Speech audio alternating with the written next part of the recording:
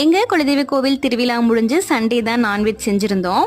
நார்மலாவே நம்ம வீட்ல சண்டேனா ஸ்பெஷல் தான். இதுல 10 டேஸ்க்கு மேல வேற நான்வெஜ் சாப்பிடாம இருப்போம். சும்மா விடுவோமா? மட்டன், சிக்கன், மீனுன்னு எல்லாமே செஞ்சாச்சு. சண்டே ஸ்பெஷலா என்னென்ன செஞ்சிருந்தோம்னு பார்க்கலாம்.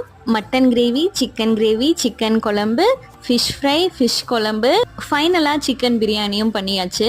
இவ்வளோ சமைக்கிறதுக்கு கஷ்டமா இருந்தாலும் நம்ம சமைச்சதை சாப்பிட்டுட்டு சூப்பரா இருக்கு அப்படின்னு சொல்லும்போது நம்ம பட்ட கஷ்டம்லாம் அப்படியே ஸ்வீட்டா மாறிடும்.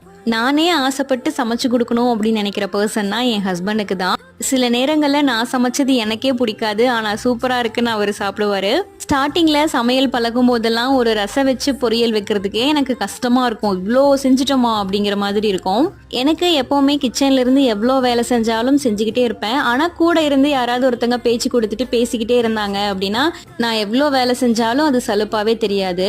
நீங்களும் அப்படிதானா அப்படின்னு கமெண்ட்ஸ்ல சொல்லுங்க.